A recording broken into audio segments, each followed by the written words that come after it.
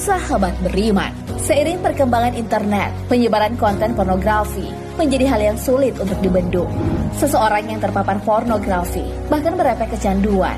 Tak hanya itu, dalam pandangan agama, pornografi dikaitkan dengan kesopanan, martabat, sampai pada dampak negatif yang ditimbulkan.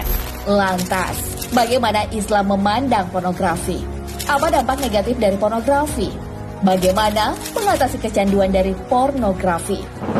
Pornografi termasuk perbuatan keji? Internet menjadikan masyarakat mudah terkoneksi dengan berbagai informasi. Ada banyak pilihan informasi yang ada di dunia maya. Hal ini pula yang membuat konten pornografi dapat dengan mudah menyebar secara online. Umumnya, masyarakat cenderung memandang fenomena pornografi online hanya dari sisi moralitas para pengaksesnya. Padahal, orang yang mengakses atau menjadi pelaku pornografi termasuk perbuatan keji yang dilarang agama.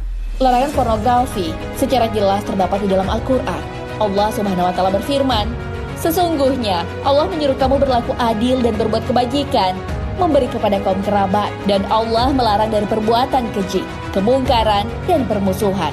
Dia memberi pengajaran kepadamu agar kamu dapat mengambil pelajaran." Al-Quran Surah An-Nahl ayat 90.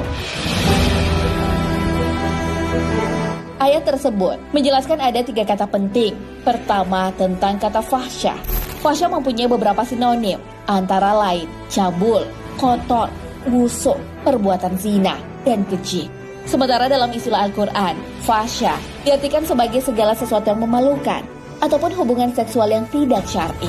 Pada tingkat tertinggi dari kata fahsyah, Allah Subhanahu wa Ta'ala bahkan menggolongkan hal yang termasuk zina dan homoseksual. Sedangkan untuk kata al-munkar adalah kata yang memiliki makna sinonim sesuatu hal yang memalukan, mengerikan, dan menjijikkan. Allah Subhanahu wa Ta'ala juga secara jelas menentang pornografi secara terang-terangan maupun yang tersembunyi. Allah Subhanahu wa Ta'ala berfirman, "Katakanlah, Tuhanku hanya mengharamkan perbuatan yang keji, baik yang nampak ataupun yang tersembunyi, dan perbuatan dosa, melanggar hak manusia tanpa alasan yang benar. Mengharamkan, mempersekutukan Allah dengan segala sesuatu yang Allah tidak menurunkan hujah untuk itu.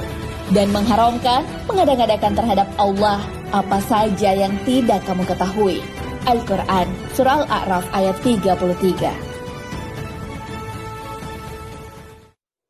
Lalu benarkah pornografi bisa merusak otak? Dari beragam bentuk pornografi, hal yang patut diwaspadai adalah efek kecanduan yang ditimbulkan. Kecanduannya bahkan sama persis dengan narkotika. Sekali menonton, bisa membuat seseorang ingin menyaksikan lagi dan lagi.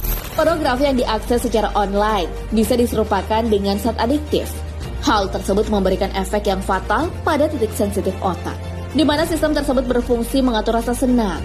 Sehingga, jika ada stimulan yang mengaktifkan bagian otak yang sensitif itu, seseorang akan merasakan kesenangan. Dari kesenangan itulah yang membuat seseorang ingin terus mengulang lagi. Efeknya, prefrontal cortex, atau bagian depan otak para pecandu pornografi, akan rusak dan mengecil. Dilansir dari Kompas.com, dalam buku Parenting untuk Pornografi di Internet menjelaskan, kecanduan pornografi juga membuat otak bagian tengah depan mengecil atau menyusut. Penyusutan otak yang memproduksi dopamin atau zat kimia pemicu rasa senang itu dapat mengacaukan kerja neurotransmitter atau pengirim pesan. Dampak negatif dari pornografi juga menyebabkan turunnya self-control seseorang. Menurut ahli bedah saraf Rumah Sakit San Antonio, Amerika Serikat, Donald L. Hilton, kerusakan otak akibat kecanduan pornografi bahkan lebih berat dibandingkan dengan kecanduan lainnya. Tidak seperti adiksi lainnya, kecanduan pornografi tidak hanya mempengaruhi fungsi luhur otak, tetapi juga merangsang tubuh, fisik, dan emosi, serta diikuti dengan perilaku seksual. Apabila gangguan perilaku dan kemampuan intelijensia itu meluas, bukan tidak mungkin, akhirnya akan memperburuk kemampuan, kesehatan fisik, mental, dan sosial orang yang kecanduan pornografi. Kecanduan pornografi sulit diobati? Dalam buku Your Brain on Porn, Internet Pornography and the Emerging Signs of Addiction yang ditulis Gary Wilson, dijelaskan alasan sulitnya mengobati efek kecanduan pornografi. Yang mana pornografi di internet menawarkan varian yang selalu diperbaharui, sehingga menimbulkan efek yang tidak membosankan bagi konsumennya. Tidak seperti makanan atau narkotika, pornografi di internet bisa saja dikonsumsi tanpa batasan fisik.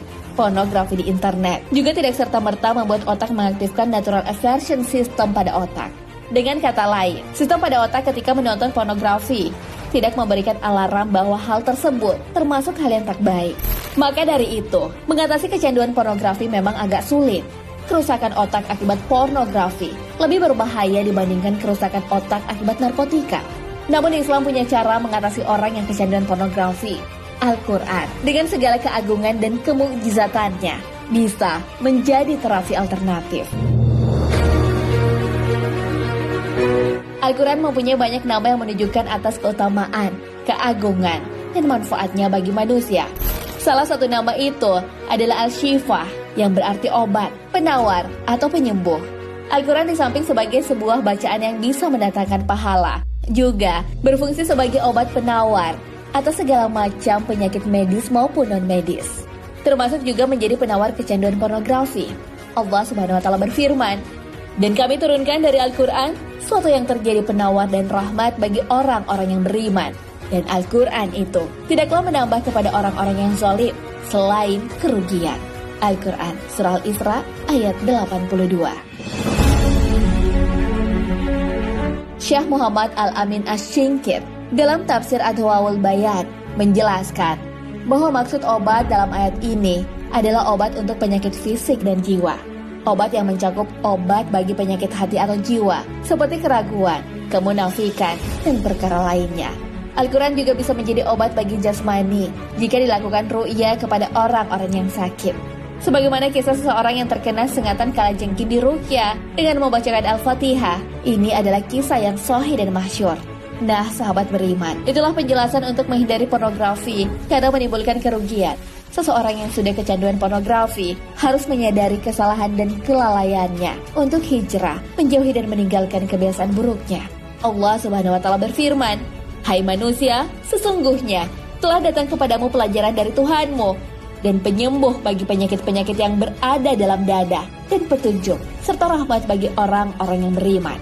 Al-Quran Surah Yunus ayat 57. Wallahu a'lam bishawab.